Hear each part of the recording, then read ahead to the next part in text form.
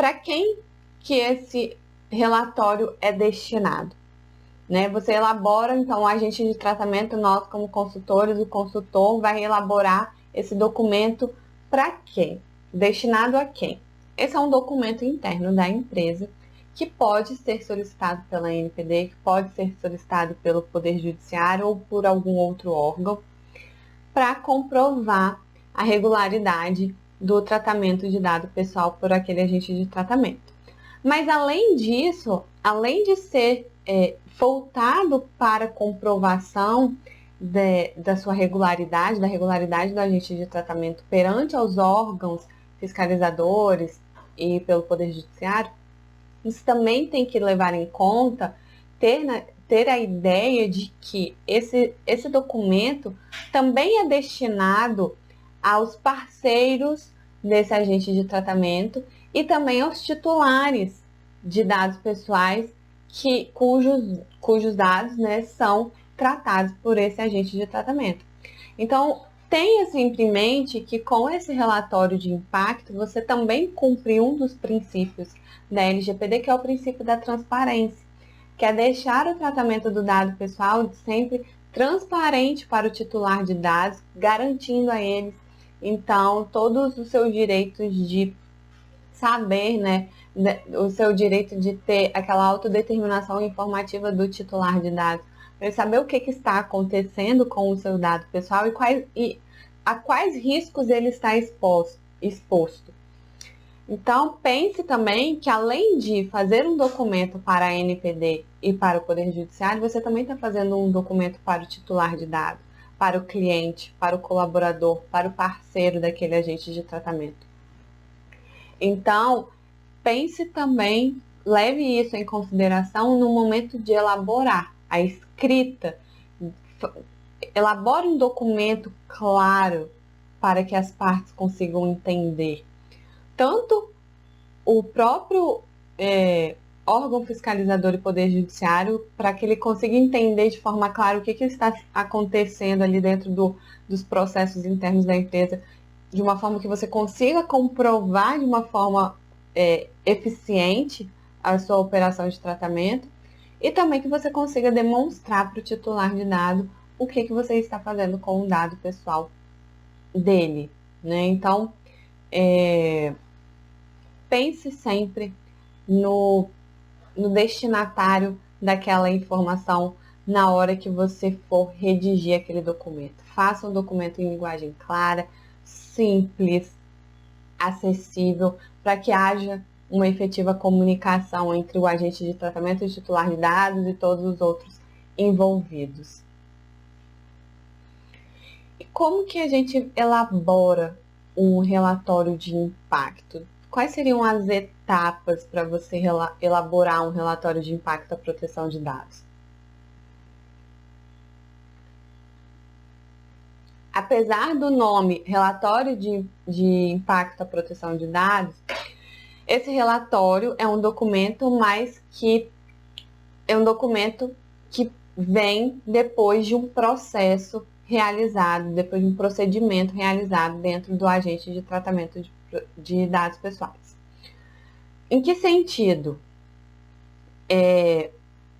Você precisa analisar aquela operação de tratamento de dados pessoais para verificar quais são os riscos inerentes àquela operação de tratamento de dados e se esses riscos expõem os direitos fundamentais dos titulares de dados e suas liberdades individuais, para ponderar se vai ser necessária a elaboração desse relatório ou não. Então, você analisa todo o fluxo de dados dentro da empresa para identificar esses riscos.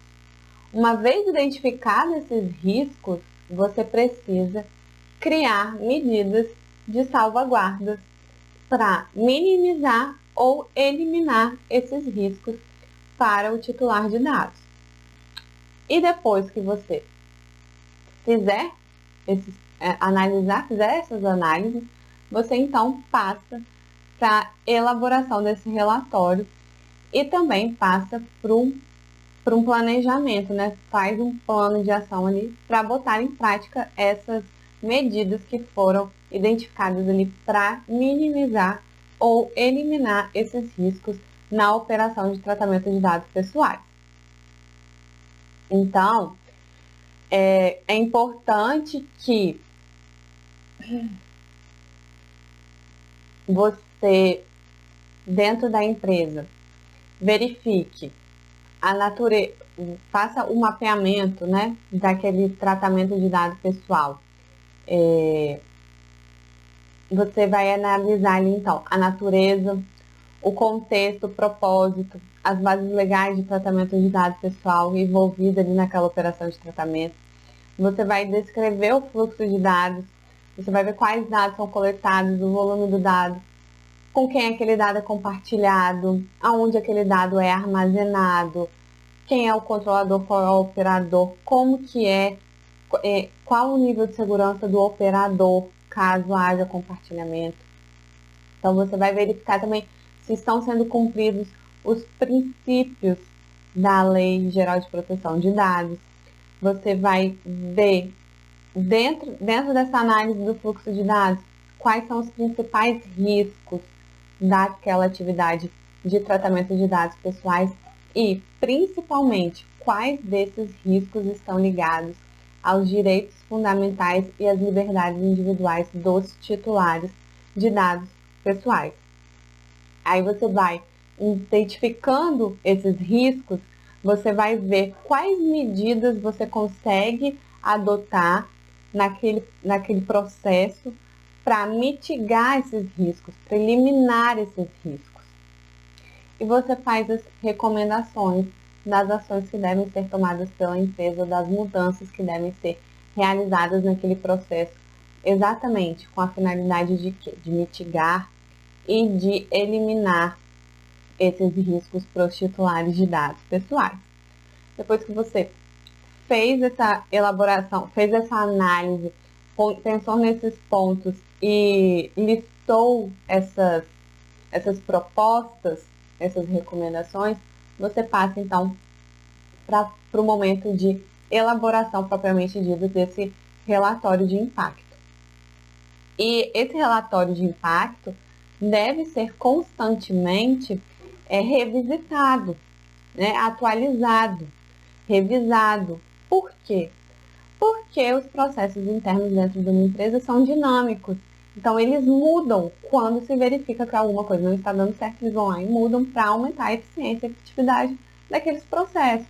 Então, eles estão em constante mudança. E isso pode fazer com que aquele risco que foi mitigado, foi eliminado, volte a aparecer e volte a colocar, né, o titular de dados numa situação ali muito vulnerável. Então, você tem sim que revisitar esse relatório de impacto e esses processos que foram analisados para manter sempre atualizado essa proposta de minimização e de mitigação e de eliminação de risco para os titulares de dados pessoais.